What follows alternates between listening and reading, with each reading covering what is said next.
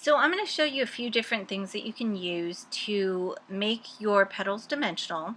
This is a dry embossing stylus that has a little spring-loaded ball in the tip, and you can see how it is being pressed into the back of the petal into a foam pad. And the foam pad is just a pad that I got from a set of brads that I had purchased. So you don't have to purchase anything really fancy.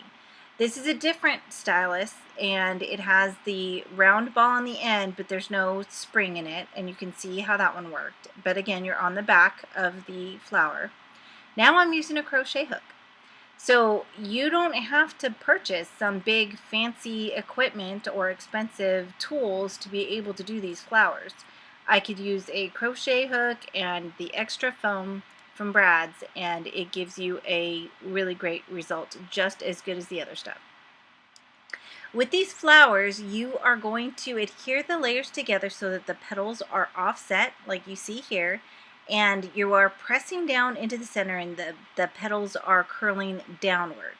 I'm using some liquid glue in the center of the flowers, and I am starting at the back with the largest and then building up to the smaller flowers as you go up.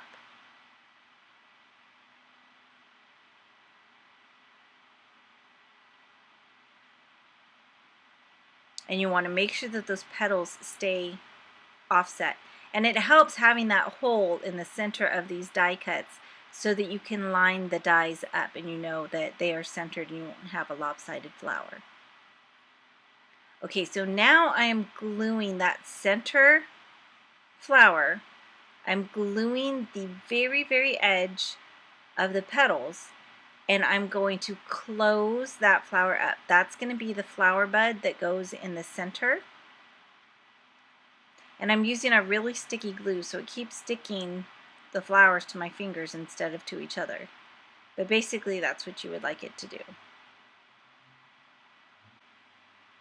And you can see now I'm using a glue gun because we're going to be putting a lot of stress on that center flower, so I want to make sure that the center flower stays in place. So I'm using a hot glue gun for that, because you really do want something that's going to dry fairly quickly and that's going to hold extremely well.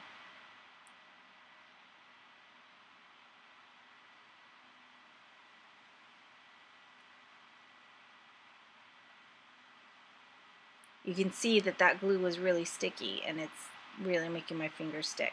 Now I'm just kind of fluffing those petals up by pushing from the outside edge toward the center of the flower.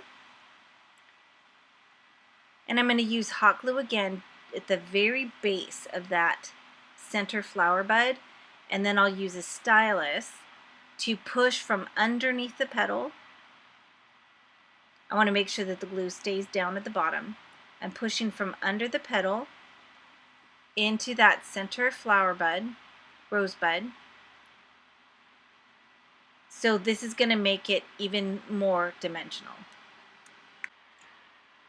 So I'm going to continue to just press from behind the petals into that center rosebud. And I'll add more hot glue when I need to, so I can go on to the next layer underneath.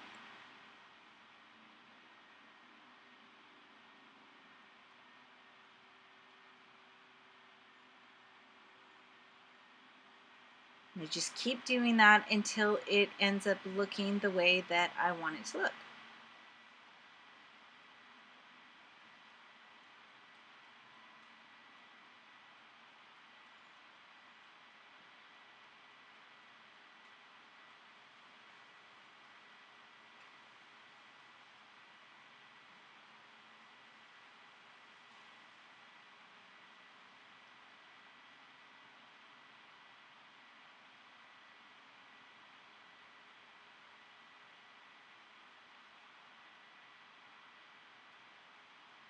Having this glue in around the base of the flower is going to make it so that this petal or the flower won't smash down as well.